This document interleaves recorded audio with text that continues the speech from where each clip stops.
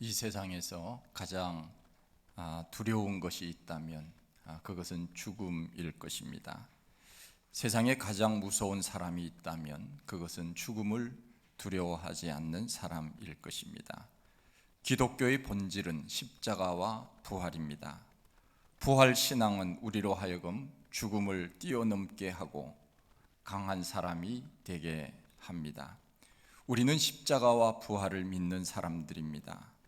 이 십자가와 부활을 믿는 믿음이 기독교 신앙의 핵심이라고 말할 수 있습니다. 이것을 믿지 아니하면 우리는 그리스도인이 아닐 것입니다. 예수를 믿는다고 하는 것은 그의 탄생과 고난과 십자가, 죽음, 부활, 승천, 그리고 재림을 믿는 것입니다. 탄생은 믿지만 부활을 믿지 못한다든가, 죽음은 믿지만 부활을 믿지 않는다든가, 혹은 재림이 없다고 한다면 그것은 예수님을 제대로 믿지 못하는 것입니다. 부활에 대해서 사람들은 말할 때 두 가지 태도를 취할 수 있습니다. 부활은 과연 사실인가? 또 하나는 아니면 부활은 거짓인가 하는 문제입니다. 부활이 사실이라고 한다면 우리는 어떻게 해야 합니까? 무조건 우리는 믿어야 합니다. 부활이 사실인데 믿지 않을 이유가 전혀 없습니다. 주님, 내가 믿습니다. 그러면 우리는 예수님처럼 부활하는 것입니다. 그런데 부활이 거짓말이라고 생각을 한다고 하면 이 거짓말일 가능성은 두 가지입니다. 하나는 사기를 친 것이고 하나는 착각했기 때문에 그렇게 말할 수 있습니다. 예수님의 부활이 사기라고 가정을 한다면 예수님의 11 제자는 정말 나쁜 사람이 될 것입니다. 부활도 하지 않았는데 예수님이 부활하셨다고, 당신들도 이 부활을 믿으라고, 우리도 부활한다고 그렇게 제자들이 전했다면 그것은 사기 중에 사기입니다. 예수님의 제자들만 사기를 쳤습니까?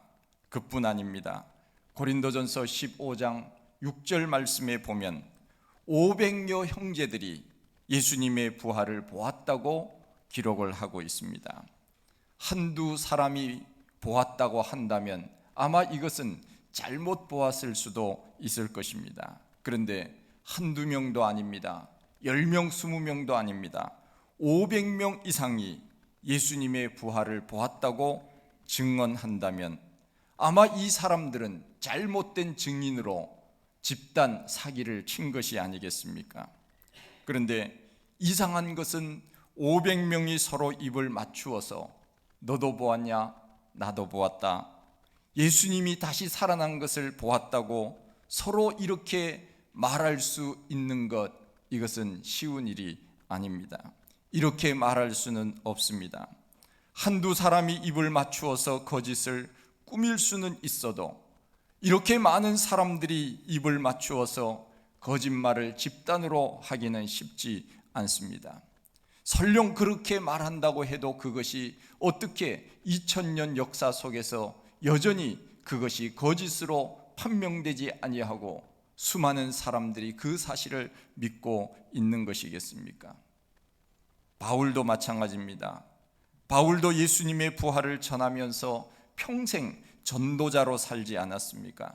신약 성경 27권 중에 13권을 바울이 기록을 했는데 수많은 곳에 다니면서 예수님의 부활을 전했습니다. 심지어는 그가 로마에까지 가서 주의 복음을 전했습니다. 고린도전서 11장 말씀에 보면 전도하면서 그가 당한 고통을 보십시오. 강의 위험과 강도의 위험과 동족의 위험과 이방인의 위험과 먹지 못하고 자지 못하고 춥고 굶주리고 헐벗었노라, 그렇게 기록을 하고 있지 않습니까? 어느 바보가 예수님이 부활도 하지 않았는데 이런 고생을 하면서 예수님이 부활했다고 말하면서 다닐 수 있습니까? 이렇게 죽음을 무릅쓰고까지 거짓말로 사람들을 현혹할 수 있겠습니까? 자기에게 유익이 되지 아니하고 죽음의 위험에 처할 때까지 예수 그리스도는 다시 살아나셨습니다. 그렇게 말할 수 있겠습니까? 그러기에 이것은 너무 이상한 것입니다. 그럴 수는 없습니다. 만약에 순교를 하면서까지 사기를 쳤다고 한다면 그 자체도 어찌 보면 기적이 아니겠습니까? 부활은 결코 사기는 아닙니다. 거짓말은 아닙니다. 또 하나는 착각입니다. 여러 사람들이 동시에 착각에 빠지기는 쉽지 않습니다. 11제자가 그랬습니다. 엠마오로 가는 2제자도 예수님을 만났습니다. 500여 형제들이 함께 예수님을 눈으로 보았다고 증언을 하고 있습니다. 그렇게 많은 사람들이 어떻게 착각을 하면서 그렇게 말할 수 있겠습니까? 만일 그것이 착각이라고 한다면 그것도 사실 기적이 아니겠습니까? 그러므로 우리가 말할 수 있는 것이 무엇입니까? 이 부활이라고 하는 것은 역사적 사실입니다. 이것은 거짓일 수도 없고 착각일 수도 없습니다. 고린도전서 12장 12절 말씀에 보면 그리스도께서 죽은 자 가운데서 부활이 다시 살아나지 아니하였다고 전파되었다면 너희 중에서 어떤 이들이 어찌하여 죽은 자 가운데서 부활이 없다고 말하겠느냐? 만일 죽은 자의 부활이 없다면 그리스도께서도 다시 살지 아니하셨으리라 성경은 말씀하고 있습니다. 만일 우리 예수님께서 다시 살아나지 않았는데 사람들이 부활했다고 다시 살아났다고 그렇게 말할 수 있겠느냐?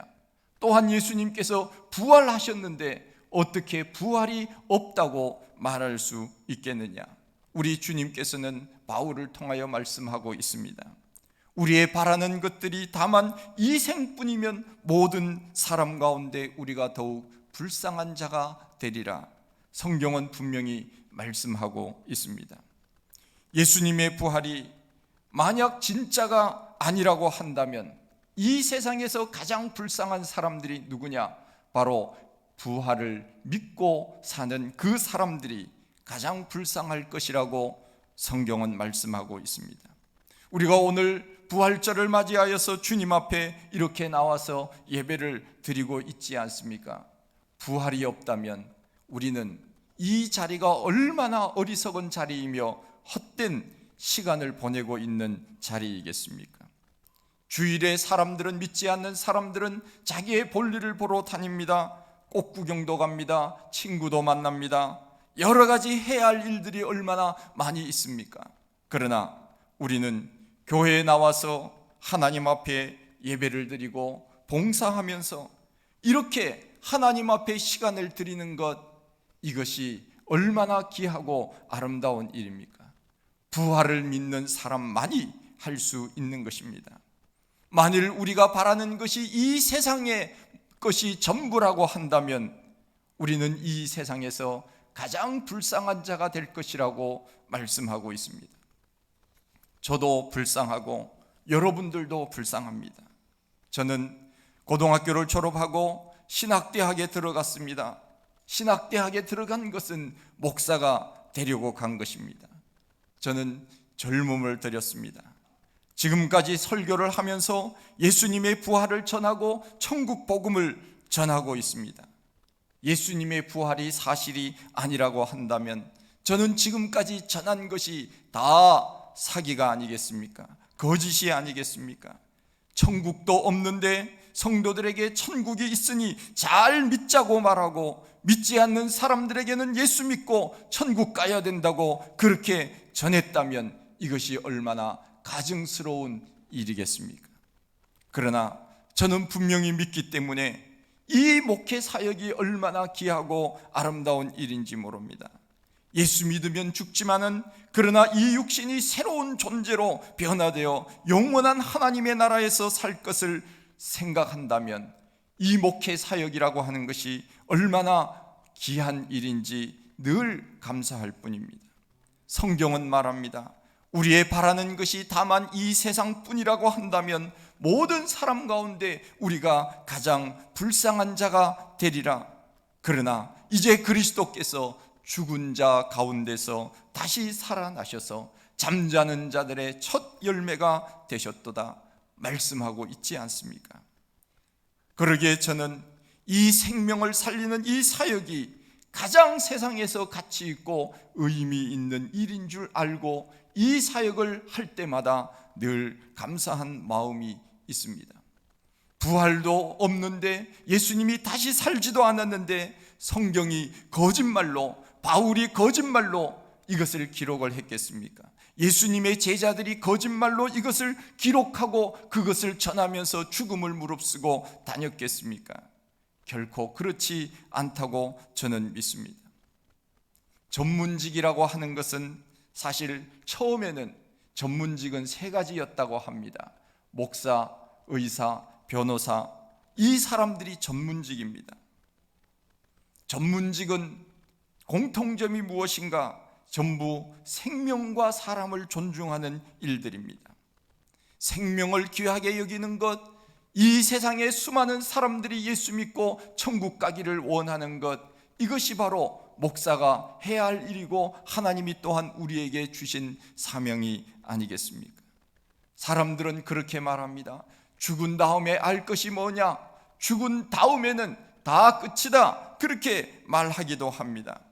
성경은 그렇게 말씀하지 않습니다. 부활하면은 영원히 산다고 말씀하고 있습니다. 만일 이 땅이 전부라고 한다면 우리는 아무렇게나 이 세상을 살아도 됩니다. 법에 어긋난 행동을 피해 가기만 하면은 거짓말을 하고 남을 해코지하면서 그렇게 살아도 됩니다. 마음껏 즐기고 마음껏 욕심 부리고 거짓말을 하고 나쁜 짓을 하고 그렇게 살 수도 있습니다. 그러나 우리는 하나님이 계시기에, 예수 그리스도의 부활이 있기에 오늘 하나님께서 이 땅에 우리에게 주신 그 사명을 감당하기 위하여 선한 일을 하며 감사하며 하나님 주신 사명을 감당하기 위하여 애쓰며 사는 것 아니겠습니까? 그리스도 안에서 우리는 새로운 피조물이 되었는데 아무렇게나 살아서 되겠습니까?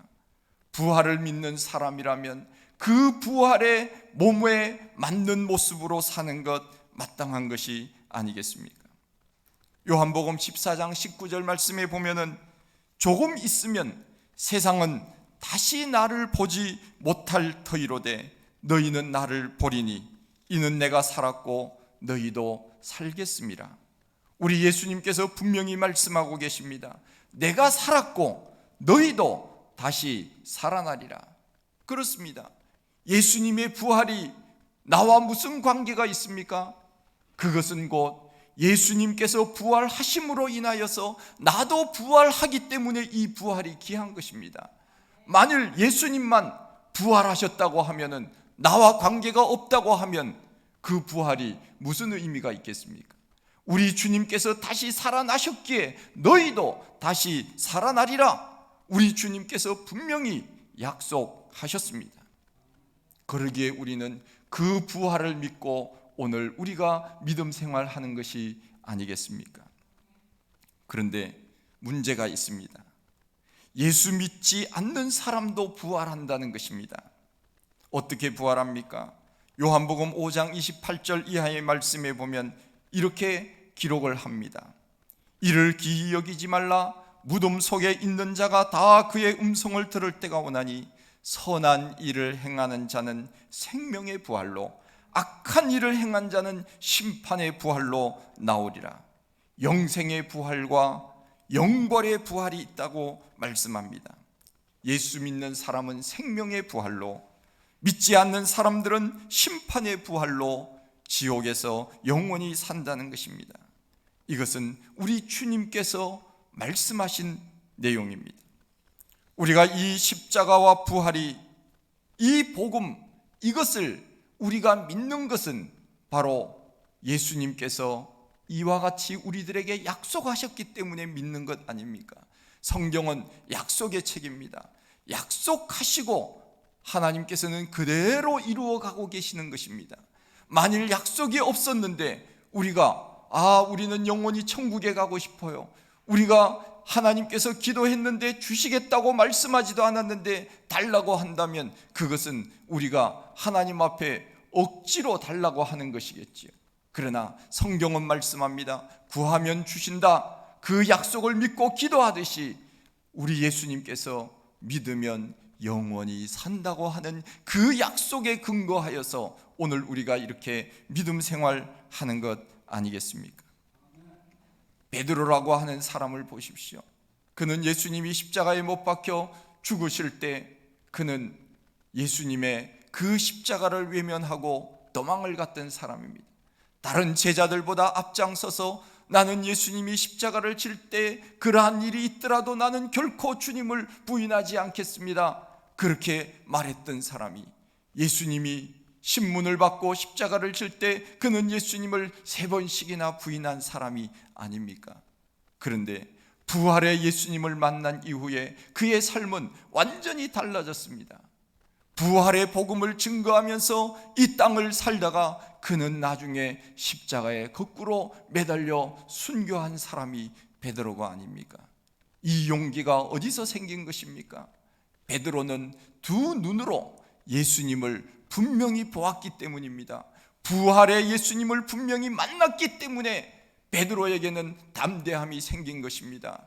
나는 죽는다고 해도 다시 살아날 것이다. 예수님께서 다시 살아나셨듯이 나도 살 것이라고 하는 그 확실한 믿음, 그 증인으로서의 그 믿음이 있었기 때문에 베드로는 담대하게 십자가에 거꾸로 못 박혀서 죽을 수 있었던 것이 아니겠습니까? 그러기에 부활이 있는 사람, 부활을 믿는 사람은 죽음이 두렵지 않은 것입니다. 우리 예수님께서는 죽음을 보고 큰 소리 쳤습니다. 죽음아, 너의 이기는 것이 어디 있느냐? 죽음아, 너의 쏘는 것이 어디 있느냐? 죽음 앞에 큰 소리 쳤던 사람은 이 세상에 아무도 없습니다. 아무리 위대한 성인 군자라 할지라도, 용사라고 할지라도 죽음 앞에는 다 벌벌 떨었습니다. 그러나 우리 예수님만이 죽음 앞에 큰 소리 쳤습니다. 죽음아, 너가 무엇이냐? 죽음아, 너가 나를 과연 이길 수 있느냐? 쏠 수 있느냐? 주님은 죽음 앞에 큰 소리 쳤습니다. 그리고는 죽음을 이기지 않았습니까? 그리고 우리 앞에 나타나신 것입니다. 그러기에 우리에게는 소망이 있습니다. 우리는 죽지만 부활하여 영원히 산다는 것입니다. 우리의 육신은 점점 나이가 들면은 쇠하게 되어 있습니다. 우리의 세포가 점점 죽어가게 되어 있습니다. 팽팽하던 얼굴도 주름이 지기 시작합니다. 까맣던 머리도 하얗게 됩니다. 저도 마찬가지로 그렇게 되어가고 있지 않습니까? 우리 모두가 다 그렇게 되어가고 있지 않습니까? 그러나 우리는 예수 그리스도 안에 있으면 새로운 피조물로 살아갑니다. 우리의 육신은 쇠하지만 우리의 영은 날마다 새롭게 주님을 바라보며 살아갑니다. 또한 부활의 날 그 영원한 천국에 들어갈 때는 우리는 새로운 존재로 변화되어서 우리 예수님께서 호련히 변화되어 제자들에게 나타나셨던 것처럼 우리의 육신의 몸도 새로운 존재, 이것을 영어로는 new being이라고 이야기를 합니다. 우리가 알지 못하는, 우리가 경험하지 못했던, 우리가 눈으로 보지 못했던 새로운 존재, 그 존재가 어떤 존재인지는 모르지만 그러나 시공을 초월한 존재, 생각만 하면은 그 사람을 만날 수 있는 존재, 이 새로운 존재로 변화되어서 영원한 하나님의 나라에서 살 것이라고 우리 주님께서 우리들에게 약속해 주셨습니다. 부활을 믿기에 우리는 그 소망을 가지고 오늘 이 땅을 살아갑니다. 얼마나 감사한 일인지 모릅니다. 우리에게 이와 같은 믿음을 주셨다고 하는 것, 내가 이 믿음을 가지고 저 영원한 하나님의 나라를 소망하며 오늘 이 땅을 산다고 하는 것, 이것은 축복입니다.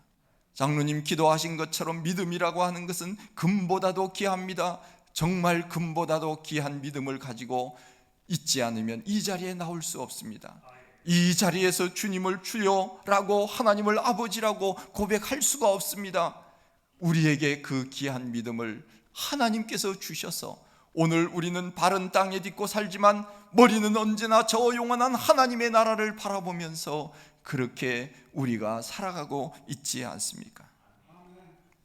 비행기를 타면 일반석이 있고 특별석이 있습니다. 일반석을 이코노미석이라고 말하고 특별석은 비즈니스석이라고 이야기를 합니다. 이코노미석과 비즈니스석은 차이가 많이 납니다. 공간도 다르고 가격도 배나 비쌉니다. 서비스도 다릅니다. 일반석을 타고 장거리 비행을 하면은 온몸이 뻐근합니다. 사람들은 비행기 타서 좋겠다 그러는데 장거리 타면요 얼마나 곤욕인지 모릅니다. 자리가 굉장히 좁습니다. 그런데 비즈니스석은 누워서 가도 될 정도로, 그 누워서 사람들이 갈 정도로 그렇게 자리가 넓습니다. 저는 아직도 한 번도 비즈니스석을 타보지는 못했지만은 비행기를 탈 때마다 제일 앞칸에 비즈니스석이 있는데 저 사람들은 도대체 어떤 사람이길래 이 자리에 탈까, 그런 생각은 많이 합니다. 격이 다릅니다. 그런데 여러분, 천국은 말할 것도 없습니다. 우리가 지금 살고 있는 이 세상과는 격이 달라도 너무 다릅니다. 상상이 안 가시죠? 저도 상상이 잘 안 갑니다. 어느 정도 격이 다른지 그냥 피상적으로만 생각할 뿐입니다. 서울 강남에 차를 운전해서 갈 때는 항상 조심하라는 말이 있습니다. 물론 다른 곳도 마찬가지지만은, 왜냐하면은 비싼 외제차가 너무 많아서 한 번 접촉 사고라도 나면은 큰일 납니다. 한 번 부딪히면 다 물어주려면요, 다 물어주고도 평생 그분의 노예로 살아야 될 정도입니다. 얼마나 고급 차들, 비싼 차들이 많이 있는지 모릅니다. 차 한 대 가격이 아파트 한 채 가격이라고 합니다. 그것보다 더 비싼 차도 있다고 합니다. 한 번도 타보지 못했지만 소위 세계 3대 명차인 롤스로이드, 마이바흐, 벤틀리 들어보셨나요? 뭐 들어보기도 한 것 같기도 하고 그렇지요. 그런 차들이 굉장히 많이 있습니다. 그런 차를 타면 얼마나 좋을까 생각을 해봅니다. 제가 아는 목사님 중에서 제일 좋은 차를 타고 계시는 목사님이 있습니다. 제가 그분에게 강의도 제가 학교에 다닐 때 오셔서 강의도 많이 하셨는데, 지금은 은퇴하셨지만은 소망교회 곽선희 목사님은 우리나라에서 최고 좋은 차를 타고 다니는 분으로 그렇게 사람들이 알고 있습니다. 그분은 그 당시 목회를 하실 때 교인 중에 기아 자동차 회장이 그 교회 다니셨는데, 새 차가 나오면 제일 먼저 목사님께 갖다 드린답니다. 목사님, 새 차 나왔습니다. 기도해 주십시오. 그러면서 새 차를 갖다 드려요. 그러면은 기도해 주고 그 새 차 탄답니다. 그리고 또 얼마 있다 보면은 목사님, 또 새 차 나왔습니다. 차 좀 바꾸시죠. 그러면서 또 차를 갖다 주고, 그래서 수많은 종류의 차를 타보았다고 이야기를 하시더라고요. 그러면서 하는 말이, 새 차를 타고 고속도로를 달리면 얼마나 좋은지 몰라. 내가 과속을 해서 스티커도 많이 끊었지. 그렇게 이야기를 하시더라고요. 그분은 또 운전을 얼마나 좋아하시는지 몰라요. 지금 90이 다 되셨는데, 그분 강의도 제가 많이 듣고 그랬는데 20년 전, 전에도 강의하러 한번 오셨는데 보니까 벤틀리를 타고 오셨더라고요. 어떻게 목사님이 벤틀리를 탈 수 있을까? 무슨 차인지 아마 못 보신 분들도 많이 있을 거예요. 하여간 그런 차가 있어요. 그렇습니다. 앞으로는 몇 년 지나면은 자율주행이 보편화될 것이라고 말합니다. 운전대를 잡지 아니하고 차 안에서 사물을 보고, 차 안에서 영화를 보고, 차 안에서 잠도 자면서 목적지까지 가게 만드는 자율주행이 이제 곧 우리 눈앞에 다가왔다고 사람들은 말합니다. 그런데 여러분, 천국은 이와는 비교가 되지 않습니다. 이 세상에서도 우리가 경험하지 못한 것들이, 이런 집이 있었구나, 이런 차가 있었구나, 이런 곳이 있었구나, 이렇게 우리가 놀랄 때가 있지 않습니까? 서프라이즈. 그러면서 우리가 놀랄 때가 있는데, 천국은 이 세상과는 격이 다릅니다. 정말 깜짝 놀라 자빠질 정도로 천국에 가면은 그렇게 되지 않을까 생각이 되어집니다. 이 천국은 누가 가는 것입니까? 바로 부활을 믿는 우리가 가는 것입니다. 우리가 누리는 특권입니다. 우리 주님께서 우리들에게 분명히 말씀해 주셨습니다. 영원한 하나님의 나라, 이 나라가 있음을 우리들에게 말씀하시고, 주님께서는 하늘나라로 승천하시지 않았습니까? 그러기에 부활신앙은 우리에게 소망을 가지게 합니다. 이 세상이 결코 전부가 아닙니다. 이 세상은 잠시 있다가 없어지는 안개와 같은 그런 세상이지만, 이 세상 저 너머에 영원한 하나님의 나라가 있다는 것을 우리는 분명히 믿습니다. 영원한 하나님의 나라를 바라보고 사는 우리 모두에게 그와 같은 특권과 그와 같은 축복이 반드시 주어질 줄로 믿습니다. 예수님이 부활하셨습니다.